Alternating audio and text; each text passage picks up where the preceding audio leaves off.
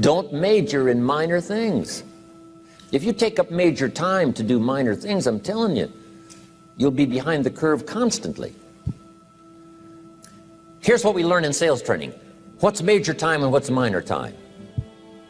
Here's minor time, thinking about prospects. Here's minor time, making lists of prospects. Here's minor time, keeping books on prospects. Here's minor time, going to see the prospect. Here's minor time, evaluating the prospect after you've been there. That's all minor time. Here's major time, in the presence of the prospect. That's major time. And if you took a look, if you're in sales and you took a look at a week, you'd say, my gosh, I'm spending 90% of my time on the minor stuff and so little time on the major stuff in the presence of. How many hours in the presence of in my day? How many hours in the presence of during my sales week? Because the time that really counts is in the presence of the prospect. Majors and minors. Here's another key time management essential. Don't mistake movement for achievement.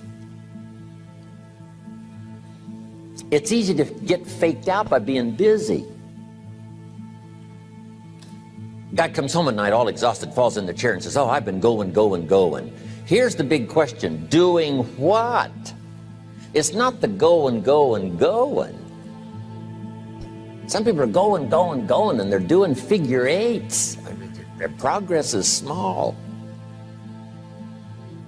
So don't mistake movement for achievement. Here's another one in sales we learned. Don't mistake courtesy for consent. If somebody's pleasant and they nod, you say, oh, they're going to buy. No, they're courteous. You can't mistake courtesy for consent.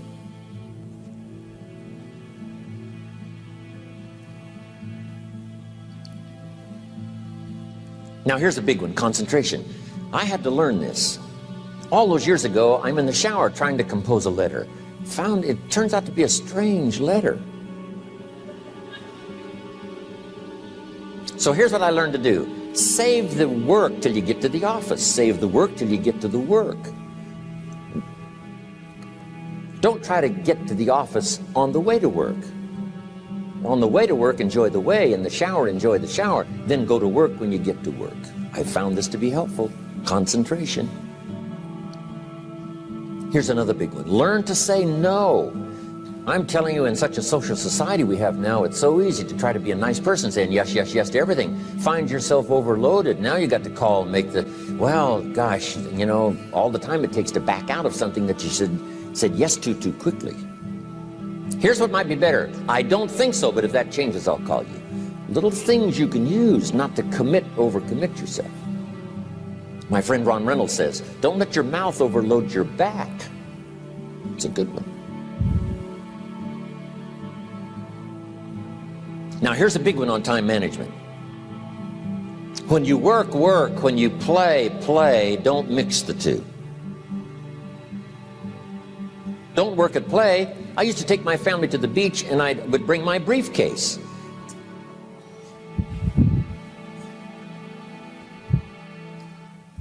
I learned not to do that. Or at the beach, I'm saying I should be at the office. Now my family's upset because I'm at the beach and I'm thinking office. Now when I'm at the office, I'm thinking what? I got to get my family to the beach. So things are not going too well at the office because I'm thinking beach, and things are not going too well at the beach because I'm thinking office. Here's what I learned to do. At the beach, be at the beach. At the office, be at the office. When you work. When you play. Don't mix the two. Don't work at play. Now here's one of the most important ones. Don't play at work. Work is too serious. You don't want the reputation of being the office joker. It's not a good one. Yes, there's time for some pleasant stories. Yes, there's time for a little humor. Yes, best if it's a happy office, of course. But I'm telling you, you got to be serious about work because you're parting with a piece of your life for the work you do. Your work costs you a piece of your life. Here's what it's called. Serious business. Not grim, not unhappy, but serious. Key. Don't play at work. The old expression, I don't think we use it anymore, horse around at the office. Play around, play jokes, play tricks. No place, not at the workplace. At the beach, yes. At the bar, yes. Somewhere else, not work. You got to treat work with all due conservative passion, because it's leading you to your future. Here's another key phrase: all work is good. You may not like your job, but if it's the stepping stones to get you to where you want to go, you got to appreciate your job. You don't have to have a passion for your job. Here's the ultimate passion: a passion for incredible success in every department of my life. That's the passion. But don't look down on some menial job you have to do to finally get you to where you want to go. No job is menial. No job is not, every job is noble. Training life for pay, making a contribution to society. Next, analyze how you are. And if you have some weaknesses, if you doesn't seem like you can change, here's the key: get it covered. I used to keep promising myself I'd keep the books, keep the books, keep the books. Finally, I gave that up. And back then, it only took me an extra $50, $60 a month for some accountant to keep the books. I said, no, I'm going to save the $50. You can't believe what I started losing in productivity because I tried to save the $50. So the key is, a lot of the time you can stay like you are, but just make sure you get it covered. Okay. Next, beware of the telephone and all other systems of communication, especially the telephone at home and systems of communication at home. And here's one of the best lines I've got for you for the weekend: let all communication systems serve you, but don't let them intrude. When it comes time to have dinner with your family, you shut off all systems, unless the ones that can take messages silently. Don't let the phone ring. Don't let anybody intrude, come through the front door nor the back door, nor through the telephone or any other device. So you can't reach John and his family when he's having dinner. The President of the United States couldn't get through. If you develop that kind of a reputation, father, mother, when we have dinner, when we're visiting and have this time with our family, nothing intrudes. So don't let these clever little devices keep intruding. You've got to have a place that's sacrosanct, it's valuable. You don't let anything in for that period of time. Okay. Isn't that good advice? Excellent advice. Here's the next one. Read all the books. You know, I've only got a few notes here on time management, but if you've got some particular challenges, you run a big organization, a big corporation, you've got some challenges, there's plenty of books. Now, here's what's next. Just be more alert to the things that might be stealing your time. Here's why. Time is like capital. You can't let someone steal your seed corn. You can't let someone steal your capital. And you can't let someone steal your time. You must designate your time. And some of the time that you designate, you must not let anyone steal. Casual time, you might let someone intrude and steal a little bit and take a little bit, but not serious time. Key. Next, one of the great time management savers is to learn to ask questions up front. Sometimes you talk to somebody for an hour, and then you ask questions and find out if you would have asked those questions up front, you could have saved yourself an hour.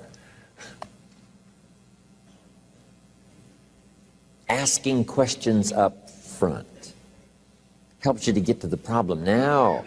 But if you just launch into some discourse, you might waste 30 minutes, waste an hour, when here's what you should have been talking about. After you finished an hour, you say, John, what's really the problem? He said, well, it's something personal. See, that's what you should have been talking about this whole hour. Key. Next, learn to think on paper. Now we're going to take a break. Some ways to think on paper. One, we've covered one. Solving problems. Take it out of your head and put it on paper. Another one is setting goals. Making these lists we've already started. Here's another good way to think on paper. It's a projects book. Each person you're working with and each project you're working on, get a loose leaf binder and a tab and some pieces of paper behind the tab and do a little continual summary of how it's going between you and that person and between you and that project. I call it a projects book. It is so useful to me. But what's going on between you and this person? When you last got together, what did you talk about? And you got a few notes there. Here's what we talked about the last time we got together. Now when you get together again, you can review that so you'll know better what to talk about. When the president gets ready to travel and he's going to meet some important people, guess what they bring him? All these briefing books. Right? The last time you were with Khrushchev, Kennedy is informed. Here's what he said and here's what you said. Kennedy said, oh, that's valuable. I need to remember that. If a person is important, it's worth a little running account. You might even have a projects book for your children. Here's what's happening between me and my child. We've talked about this, and we've talked about this, and we've talked about this. Next, a day timer. Keeping track of all of your appointments. You know, mine is all filled with, you know, when to catch an airplane and when to do a seminar, and when to sit down and have a conference, all the rest. Next is a game plan. You know, if you've got a house and the, you know, insurance is going to come due and some other things are going to come due, you just put it on a spreadsheet and make sure it's taken care of. Key phrase, take things out of your head and put them on paper. And the key is to just experiment with different ways that helps you to do that. Now here's the last one, thinking on paper, and that's to keep a journal. One of the things I'm known for around the world, have been now for 39, 40 years, is keeping a journal. Now my journal is not a, you know, it's not necessarily a, it's not like a diary. It might be part diary. You know, I'm flying over Ireland and I write down a few little things that impress me. Today I met this person. Wow, what an extraordinary event. Today I conducted this seminar in Rome. 1,000 people stood up and sang for me. I've got a little bit of a diary in there. But here's what primarily your journal is for. Collecting good ideas. A journal is to collect good ideas on your health, good ideas for your business, good ideas for your future, good ideas for time management. Because I used to take notes on pieces of paper and torn off corners and backs of old envelopes and restaurant placemats. And I threw all this stuff in a drawer. It did not serve me well. I finally learned to get a bound copy, right? And just keep a journal, right? If I was here, I had my journal, I'd be taking notes, right? These 2 days in my journal. Now, if you're caught without your journal, you just take the notes. When you get back home, you put those notes in your journal, throw the paper away. Because we don't usually go through paper to review. But see, my journals now make up a significant part of my own library. My journal's all reserved privately for my children and my grandchildren. Can you imagine what I've collected over the years? It's unbelievable. There are 3 treasures to leave behind. I think you've already got those notes, right? Here they are. Number 1, your pictures.